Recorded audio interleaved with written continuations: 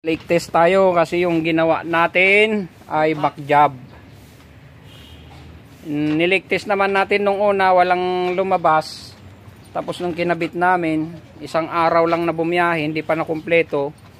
Umuwi na dahil nag-overheat, nauubusan ng tubig yung radiator. So yung tubig na nawawala, napupunta sa makina. So nag-ano na naman siya, tinatawag na nag-sharon. Tubig at langis. So ito yung hahanapin natin guys, kung saan nanggagaling yung tubig. Kasi ibang klase itong makina na to eh. Ang timing cover nito eh may tubig na dumadaan, hindi katulad ng mga ibang makina. Walang tubig na dumadaan sa timing cover. So ito yun oh. Kung napapansin nyo, may pumapatak-patak na. May gapatak-patak na ano.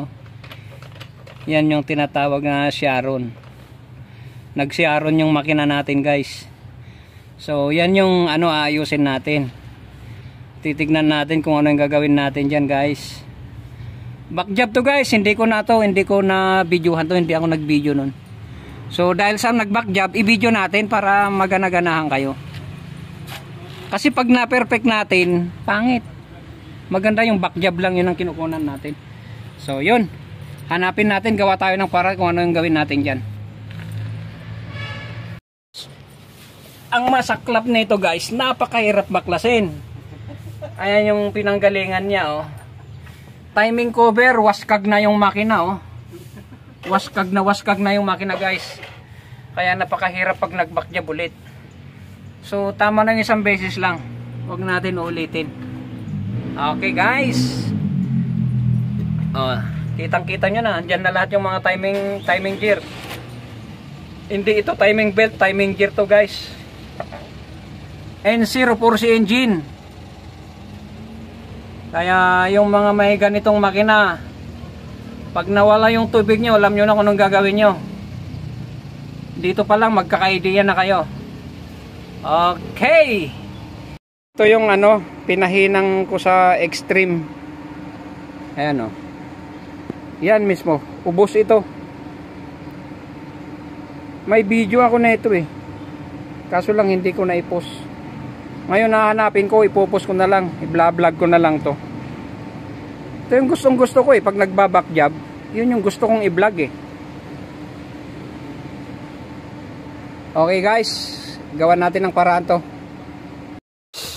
Leak test ulit. Kuha lang tayo ng tubig. Tignan natin kung uubra na yung ginawa natin.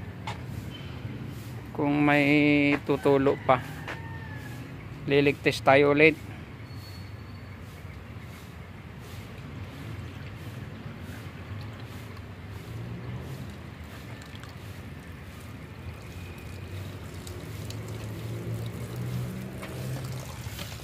Ayan,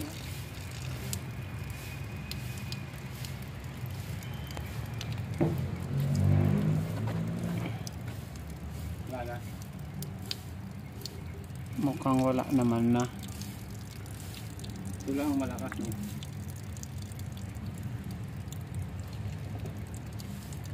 Mukhang wala na guys.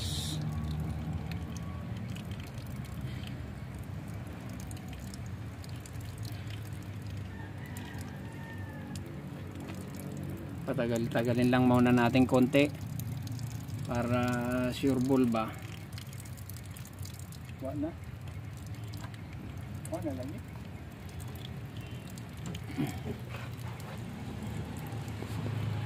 Kaso lang nauubos yung tubig eh.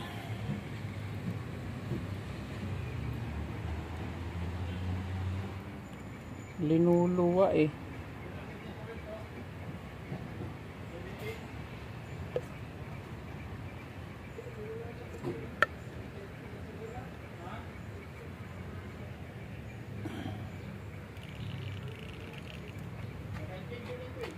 Linuluwa guys. So wala naman, pero i-ano pa rin natin, patagal-tagalin natin konti. Ayun guys, tignan natin kung ano na, kung okay na tong, uy, may nakita akong pumatak ah. Yung linilig test natin. Ayun. Mukhang hindi naman nagbabawas yung tubig. May patak-patak dito.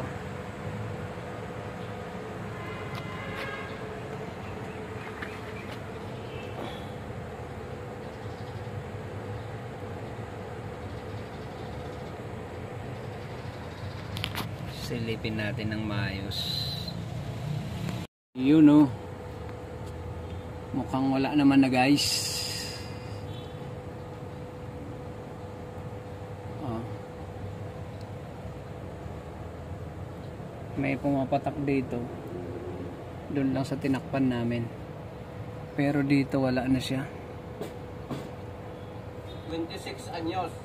Natural na yan, magkatulo. Ganun ba yan?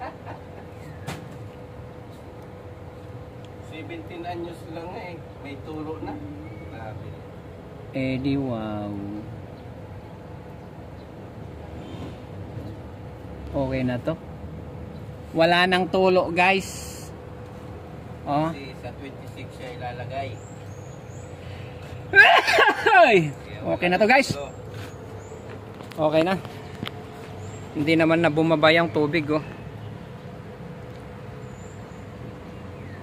Stable na. Pero tignan pa rin natin konti. Patagal-tagalin pa natin ng konti. Iyon. Hindi pa natin natatanggal yung oil filter. Sigurado punong-puno din ng tubig yan. So gawin natin dito guys, obligado magpa-flashing tayo. Flashing ba?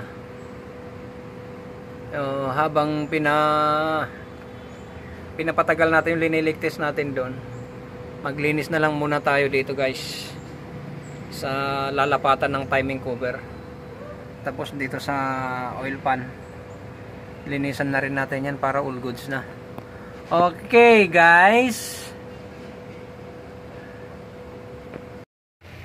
Yan guys, update. Yan lang, naikabit na natin yung timing cover. Yan na lang yung kakabit natin.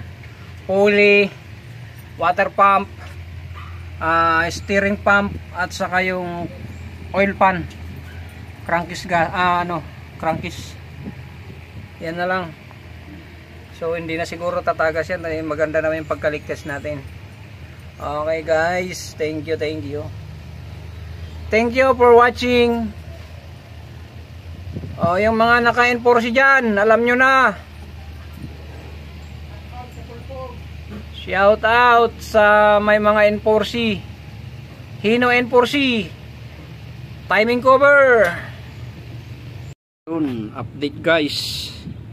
Sa ginagawa natin, ayun, ikabit ko na yung intercooler, radiator. Crankcase na lang, hindi pa. Yan, huli na natin yung crankcase. Tapos yung LEC, fan belt, power steering pump, ikabit na natin lahat yan.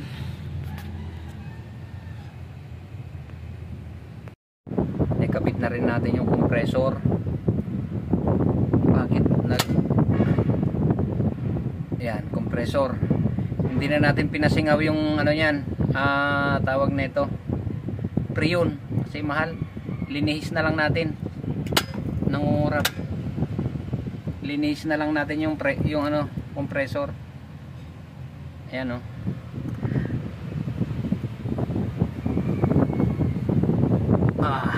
malapit na matapos guys.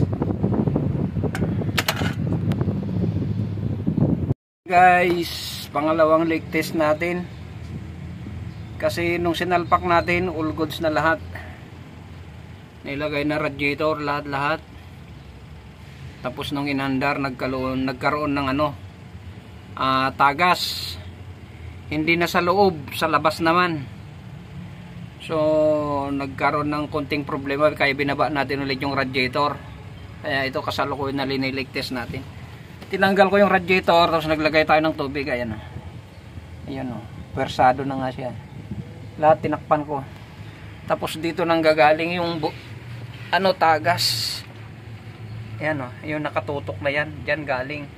Hanggang doon sa taas. Tumutulo hanggang doon sa may ano, radiator cap. Ayan o. So, madilim. So ginawa ko, nagpalit lang tayo ng o-ring doon sa may radiator cap. Pinalitan natin ng mas mataba. Kasi nung pinahinang natin yung timing cover, nagkaroon ng konting bingkong. Kaya hindi na siya lumalapat pag hinihigpitan. Kaya kailangan magpalit tayo ng o-ring na mas mataba. So all goods naman na.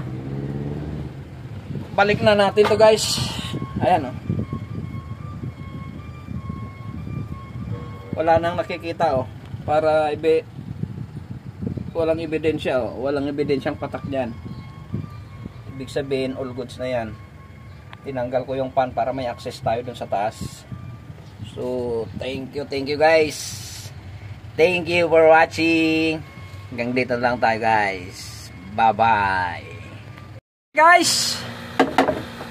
Drain na natin to. Balik na natin yung radiator. Maglaro muna tayo. Woo!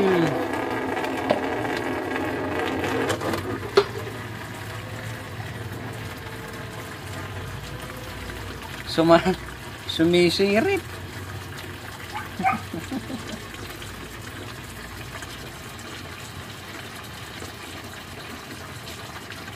Mag-drain muna tayo.